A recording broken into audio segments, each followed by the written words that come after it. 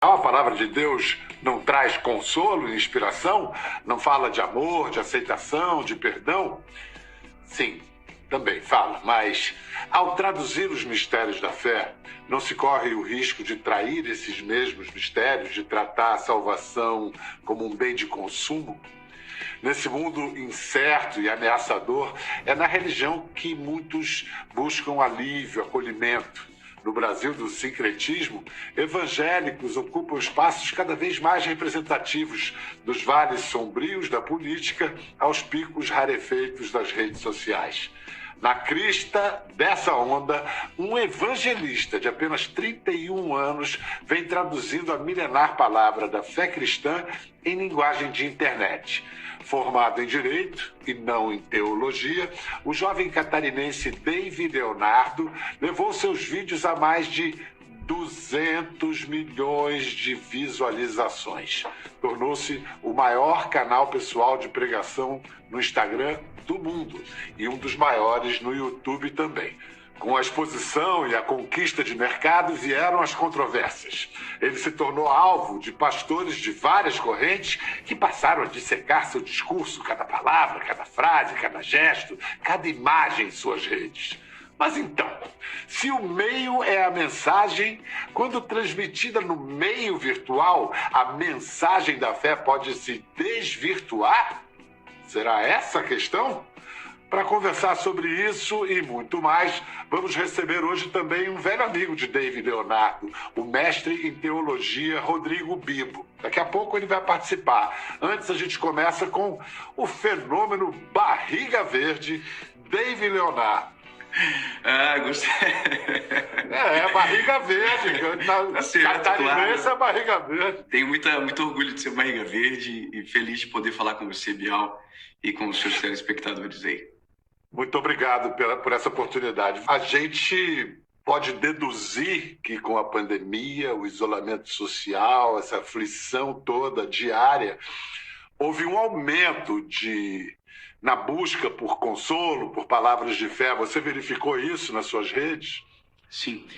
Bial, o ser humano ele conhece a Jesus de várias formas, mas tem uma que ela é corriqueira. Ele busca o Senhor quando perde o controle da sua vida, né? Porque o ser humano ele tem a impressão que controla alguma coisa e de repente vem um vírus, tranca todo mundo em casa, todo mundo tem que usar máscara e a gente já descobre que, na verdade, esse controle não está nas nossas mãos. Então, dentro disso, a gente teve um aumento de audiência de cerca de 30%. Quando você fala em 30%, eu imagino que estamos falando da casa de milhões de pessoas, né? Porque os seus números são todos aí nessa faixa aí de 6 zeros, pelo menos, né? Você tem gente que lhe trata como pastor, mas houve até um pastor famoso que definiu você de uma maneira até meio irreverente, como um youtuber evangélico, não é um pastor. E você, como a gente sabe, realmente tem muitos seguidores, muito mais seguidores do que muito influenciador digital. Então vamos lá, afinal, como você define o seu trabalho, como você se define? Vou dizer que eu não sou, primeiro, eu não sou um pastor, eu não sou um apóstolo, eu não sou um profeta, eu não sou um mestre. Eu sou um evangelista. O que o evangelista faz? O evangelista, ele é aquele que apresenta Cristo. E se a vida fosse uma batida de trânsito, eu seria o paramédico. Eu não seria nem o médico, eu não seria o cirurgião, eu seria o paramédico que chegaria e prestaria os primeiros socorros. É isso que eu sou, um evangelista, para a glória de Deus. Como toda nova tecnologia, como todos os novos recursos que aparecem na história humana, a cibernética, a internet, as redes sociais, elas oferecem oportunidades e armadilhas, cascas de banana. Quais as principais oportunidades e armadilhas que você enxerga, que você identifica? Bial, eu faço o que eu faço há 10 anos. Eu sou um pregador desde os 21 anos de idade. Eu me apaixonei por Jesus de verdade, eu tive um encontro com o Senhor. Então eu pregava em pequenos contextos, eu pregava em pequenas igrejas, eu prego do mesmo jeitinho, da mesma forma, há 10 anos. Nunca mudei a forma de pregar. A mensagem, ela mesma, a forma é a mesma. A internet, ela maximizou o alcance, né? De repente, eu pregava para 100 pessoas, passei a pregar para 100 mil pessoas online. Então, Isso é uma oportunidade gigantesca. Qual que é o problema disso? É que eu sou um menino de Joinville, né? Nunca imaginei que teria exposição. Eu não fiz por isso, não comecei por isso. Quando eu comecei a gravar vídeos na internet, eu gravei durante muito tempo também, sem ninguém ver, quase ninguém ver. Então, quando as pessoas começaram a assistir, eu descobri um outro lado da internet que até então eu desconhecia. Eu descobri o hater, eu descobri a polarização que a internet fomenta com uma beleza extraordinária, né? Entenda a beleza de maneira não bonita, mas Irônica. Né? Então, aí eu comecei a experimentar os outros lados. E aí foi aonde nós tivemos que amadurecer radicalmente. Porque daí eu tinha uma rede social com milhões de seguidores que poderiam ser utilizados para eu me defender, poderiam ser utilizados para eu atacar os meus opositores ou para continuar pregando o evangelho. Eu escolhi continuar pregando o evangelho. É isso que eu faço e essa é a minha missão. Me permita corrigir só uma coisa no que você disse que a sua pregação é a mesma desde que você começou e que a forma também. Aí eu preciso dizer que a forma se sofisticou, porque a partir de fevereiro de 2018, você inaugurou o formato das séries temáticas. Um conceito visual apurado, iluminação bem pensada, desenhada, baixa, fundo musical com teclados sugestivos, o tom das mensagens medido, pensado. Eu vou dizer uma coisa para você. Existe uma frase que define: flores em vida. Antes de mais nada, e olha que eu tenho uma certa autoridade para dizer isso, trata-se de um comunicador poderoso. Me honra muito a vida de você falar isso. Olha, tem uma coisa que também causa polêmica, que é o seu sucesso entre celebridades. E essa adesão das celebridades causa reações diversas entre o público religioso. Alguns acham que é legal, por si, um selo de aprovação. Outros acham que é ruim, por si, como um sinal de que a mensagem é diluída. E você, como é que você interpreta e enxerga essa adesão dos famosos? É uma bênção ou não? Bial, olha, eu entendo o seguinte: o evangelho ele é para todos. Não importa se você é pobre, se você é rico, se você é um anônimo ou se você é famoso. Então, quando eu prego uma mensagem, eu não fico pensando quem vai assistir, se vai ser o famoso ou se vai ser o anônimo. Eu quero pregar o evangelho, aquilo que está no meu coração. Então, quando um famoso assiste, uma das alegrias que eu tenho é o seguinte: o poder de repercussão que ele tem é muito grande. Eu me alegro porque o evangelho está chegando em todos os lugares. As pessoas estão vendo, estão assistindo. Gente que talvez teria um preconceito com o pastor ou com uma figura religiosa, está ouvindo a palavra, está sendo transformado por ela de maneira poderosa. Bom, primeiro, você já está ficando, como é que se diz, cascudo com as críticas, né? Porque quanto mais a pessoa se destaca, né? Eu tive que ficar. Eu não gostaria, mas tive que ficar. Pois é, como é que foi esse processo de amadurecimento? Não sei se é a palavra. Olha, eu tive que aprender rapidamente a distinguir ataque de crítica. Porque crítica é extremamente importante. Eu sou um jovem, eu já errei várias vezes, vou errar mais inúmeras vezes. Então as críticas, elas são importantes para me devolver ao trilho, para mudar algumas formas de agir, pensar. E eu tenho os meus críticos que eu os amo e eles me amam. E eu nunca vou ignorar a crítica. Aonde mora a diferença? Porque quem critica em amor normalmente faz isso no secreto. Faz isso olhando nos teus olhos. Quem faz isso de maneira pública, raramente a intenção é boa. Normalmente ela é exploratória, tem alguma coisa por trás, tem alguma má intenção por trás. Então eu entendo que esse é o ataque. E esse eu aprendi a ignorar. Aprendi a ignorar para que o meu coração não fosse filtrado pela maldade do coração de quem me ataca. Porque no final do dia, eu posso ter milhões de seguidores, pode ter muita gente que me segue, mas eu sou só um ser humano. Eu sou apenas um pai de família com seus 2 filhos que volta para casa, encosta a cabeça no travesseiro e quer dormir, né? Então nós somos humanos, somos naturais. E parece que às vezes a internet roubou das pessoas a sensibilidade que quem está no outro lado não é um perfil, de Instagram ou de internet. É uma pessoa, é um ser humano. Eu acho que está na hora da gente incluir um velho conhecido seu, nosso segundo convidado. Ele também escolheu, se você preferir dizer, foi vocacionado para o Ministério Online. Ele é o criador e apresentador do maior podcast sobre teologia no Brasil, o BTcast, que tem mais de 8 milhões de downloads. Rodrigo Bibo, você está com a gente? Estou ouvindo bem vocês. Prazer estar aqui, Bial. Muito bom te receber também. Você estava acompanhando a nossa conversa. Você conhece esse rapaz aí há muito tempo. Você criou o programa de rádio onde ele estreou como comunicador. Logo no início... Não, a gente fazia rádio a gente tinha programas na mesma rádio, mas acho que eu comecei primeiro que ele. Só que depois ele assumiu um programa em que eu fui expulso. Aí colocaram ele. Fui retirado, Você foi expulso, Bibo? O que você fez de tão grave? Rapaz, não é que eu não fiz nada de grave, eu respeito. É que eu sempre estudei teologia, Bial. Desde que eu cheguei à fé, eu sempre gostei de estudar. E às vezes eu citava algumas coisas no meu programa de rádio. Como eu fiz um seminário luterano, às vezes citar Lutero em contexto pentecostal não dava muito certo. E aí eles, você não pode ficar falando esse tipo de coisa. Eu falei, não, mas eu acho que é certo falar. Então você vai sair. Então eu saio, não tem problema. E eu acho que eles estão certos, Bial. Quem paga os boletos manda. Eu acho que estavam certos mesmo. Escuta, vamos ver. Tem algumas críticas ao David que você pode observar de uma posição mais neutra. Você não é nem necessariamente quem critica, nem o criticado. Qual é a diferença entre o Dave e um pastor? Qual é a diferença entre o Dave e um palestrante motivacional?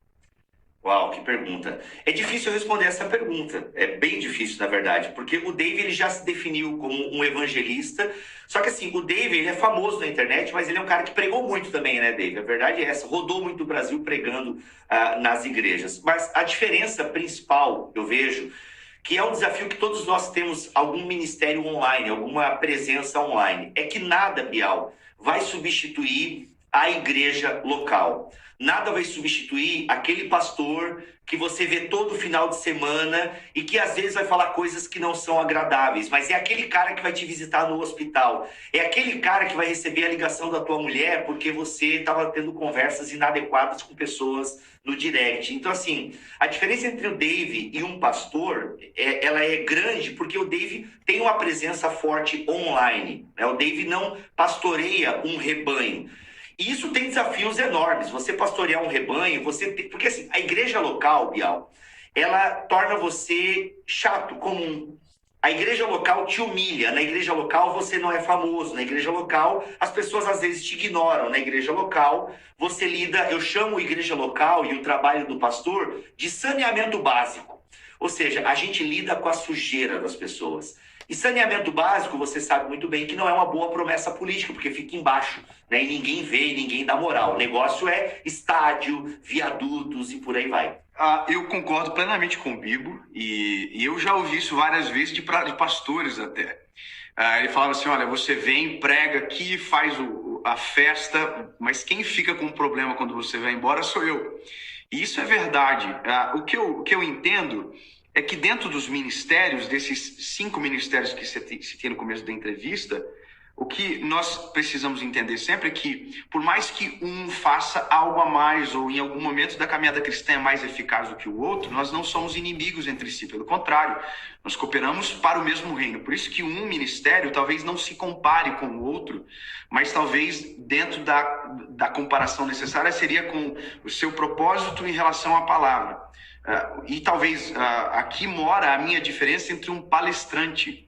Porque se o palestrante se utiliza de pesquisas onde o cunho científico é a base, onde os estudos por amostragem são a base, eu sou diferente, não é isso que me baseia. A minha base é bíblica, a minha base é a palavra. Bom, uma das maneiras que a palavra na Bíblia tem respondido ao momento cultural que nós atravessamos Deus é bom, faça as coisas direito, que Deus vai te recompensar. A teologia da recompensa. Se você for um bom cristão, você vai ter uma vida legal. Aí você Acredite, Rodrigo Bibo, recebi esse livro em casa. Olha aí. E é um livro que chama O Deus que Destrói Sonhos. Quando a gente ouve, Deus vai fazer você se realizar todos os seus sonhos, é um menino perdendo um sorvete, caindo no chão na capa. O Deus que Destrói Sonhos. Esse livro é uma provocação, e esse livro é assinado por Rodrigo Bibo. Por que essas provocações, hein? Uau, que honra, Bial, você ter o livro aí. Então, Bial, é que de alguma forma a gente precisa falar de um todo, né? O evangelho como um todo. O evangelho, Bial, ele não é um bom conselho. Tim Keller, um grande teólogo e pensador do nosso tempo, ele diz que evangelho não é bom conselho, evangelho é uma boa notícia. E a boa notícia é, você é um pecador miserável que não vale nada, mas existe um Deus que te salva. E esse Deus que te salva te chama para perto e te chama para a missão. Acontece que estar em missão com Deus não significa que basta você fazer as coisas certas que tudo vai dar bem. Não. Esse Deus, ele pode sim derrubar o seu sorvete, porque esse Deus, ele não vai nos livrar de todos os males da vida. O próprio Jesus, na oração clássica que protestantes e católicos conhecem, ele olha, livra-nos do mal. A oração do Pai Nosso fala para a gente pedir diariamente, livra-nos do mal. Mas nem sempre Deus livra. Inclusive Jesus vai falar depois, basta cada dia o seu mal. Mas é isso, eu quis falar desse Deus, Bial, que pode destruir os nossos sonhos. Por quê? Porque 99% dos nossos sonhos, eles são o quê? Eles vêm do nosso coração egoísta que quer se dar bem aqui na Terra. Então, se a gente quer se submeter ao discipulado de Jesus, a gente tem que estar preparado que às vezes o nosso castelinho de areia vai ser todo destruído. Inclusive você, num dos capítulos do livro, que se chama A Fábrica de Sonhos, você cita a teologia de uma amiga minha, teologia da Xuxa. Peraí, vamos ilustrar isso aqui com a própria. Vamos ver de que esse cara tá falando.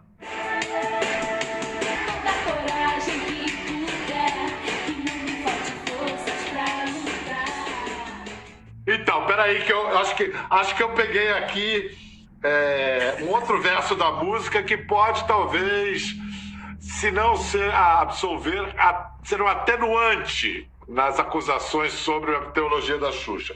Porque a mesma letra que diz tudo que eu quiser, o cara lá de cima vai me dar, que é evidentemente uma relação, no mínimo, interesseira com Deus, mas ela diz antes tudo que tiver de ser, será. O que é de um fatalismo quase trágico. Olha aí, é verdade, é verdade. Obviamente que eu faço esse recorte até para ilustrar, Bial, porque tem muitas pessoas que realmente pensam Deus dessa forma. Inclusive, perto do meu escritório Mas tinha antes de falar um sobre grafite lascívia, eu queria... que mostrava Jesus saindo de uma lâmpada, tipo aquela do Aladim, e tinha uma adaptação de um versículo, de um salmo do lado dessa figura de Jesus, né?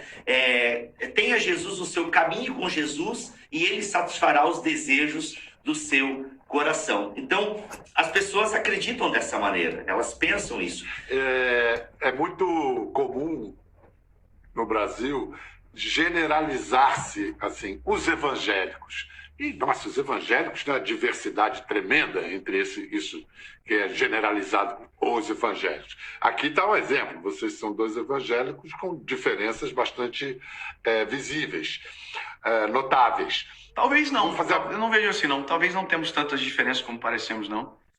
Talvez queremos as mesmas coisas, só que falamos de maneira diferente, e talvez cada um dentro do seu ministério. Bibo, por ser mestre, a sua teologia é aplicada de uma maneira um pouco diferente e como evangelista seria diferente também.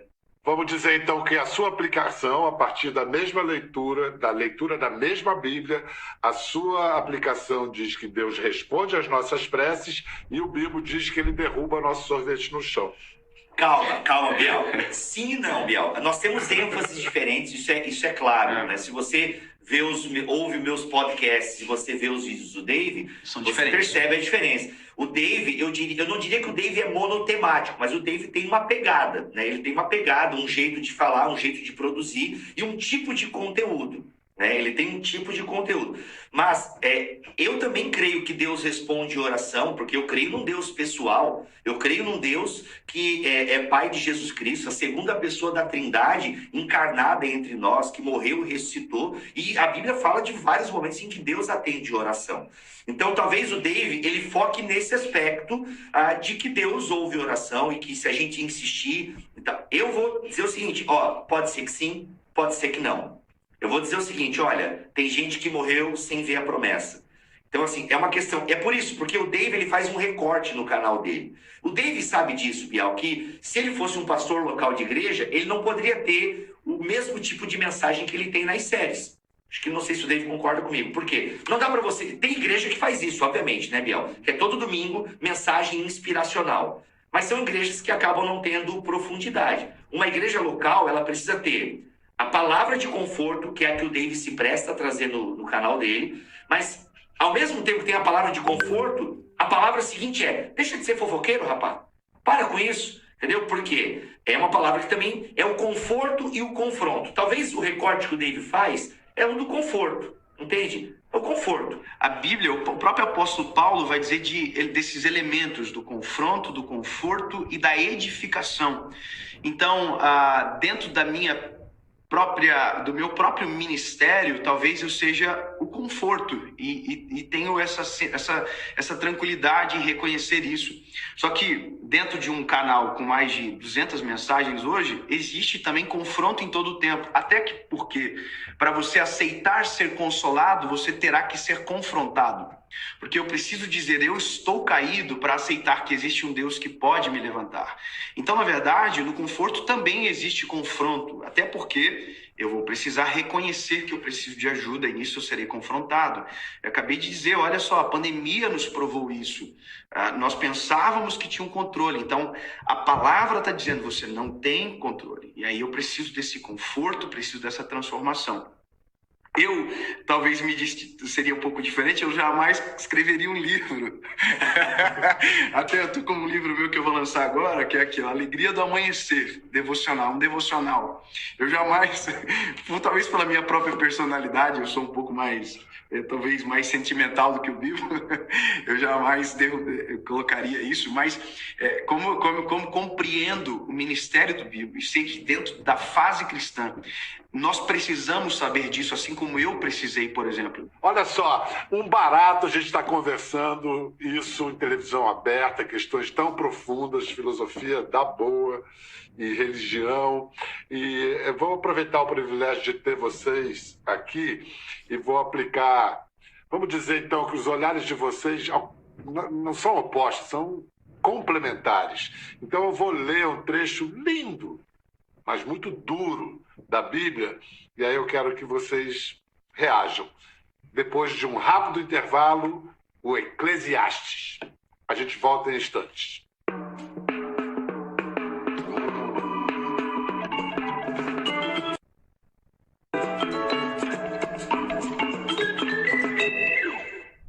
Bem-vindos de volta à nossa conversa com o evangelista Dave Leonardo e o teólogo Rodrigo Bibo. A gente está falando sobre espiritualidade cristã hoje, 2021, nesse século XXI tremendo que a gente está atravessando. Então, esse é um dos textos mais desconcertantes e belos da Bíblia. Está num dos livros chamados Sapienciais de Sabedoria, é do Antigo Testamento, o Eclesiastes, que teria sido escrito por aquele que os judeus acreditam ter sido o homem mais sábio de todos os tempos, o rei Salomão. Então, o Eclesiastes diz simplesmente o seguinte: percebi ainda outra coisa sob o sol. Os velozes nem sempre vencem a corrida, os fortes nem sempre triunfam na guerra, os sábios nem sempre têm comida, os prudentes nem sempre são ricos, os instruídos nem sempre têm prestígio, pois o tempo e o acaso afetam a todos. Eclesiastes, capítulo 9, versículo 11. Então, David, diante desse fatalismo que todos nós estamos sujeitos a uma demissão injusta, a uma bala perdida, a uma pandemia, a um vírus, não é perigoso, enganoso falar de causa e efeito com o divino, do tipo, se você fizer isso, vai acontecer aquilo? O livro de Eclesiastes, em especial esse texto, o final dele fala o que define todo o início, o tempo e o acaso, né? Que é a vida natural do ser humano, é o que a gente fala de não ser um mar de rosas, a perfeição que às vezes se dá a impressão de que se você vive o evangelho, se você se torna um evangélico de carteirinha na igreja X ou Y, você vai ter uma vida perfeita, né? E essa promessa, ela é vendida e às vezes ela é comprada. E o problema é que quando comprada, o sorvete cai em algum momento, conforme o Bibo falou. Então, quando a gente olha para Jesus, Jesus diz a mesma coisa de maneira diferente. Jesus diz, olha, no mundo vocês terão aflições. Jesus vai dizer a mesma coisa. Então, a esperança que temos não está no que somos aqui, mas em o que Jesus fez por nós. Ele venceu. A Bíblia diz, olha, no mundo vocês terão aflições, mas tende bom ânimo, porque eu venci o mundo. Então, Jesus é o modelo. Ele é o padrão. E nós temos que ter essa ciência que sim, pode ter problemas. Eu, por exemplo, eu sou um pregador do evangelho e talvez alguém pode pensar que a minha vida é perfeita. Mas há 1 ano e meio atrás nós perdemos um filho. Nós perdemos uma gestação. E foi interessante porque, na época, algumas pessoas me disseram, não estou entendendo. Você faz tudo certo. Né? Na cabeça de quem me falou isso, né? Você prega a palavra, isso não poderia acontecer com você. A gente está vendo, Covid veio, vários pastores morreram de Covid. Então, isso cai por terra. Nós precisamos ter a ciência do que é a vida realmente, né? Bibo, vamos lá. Qual a sua mensagem como teólogo, como estudioso, diante dessa realidade em que o aleatório é imperativo? Olha, primeiro saber que o próprio Criador se submeteu, de alguma forma, a essa aleatoriedade, né? Inclusive, eu digo que o texto mais escandaloso não seria esse de Eclesiastes, mas João 3,16, né? Deus amou o mundo de tal maneira, né, que deu o seu Filho unigênito. Ou seja, Deus amou pessoas como eu e você.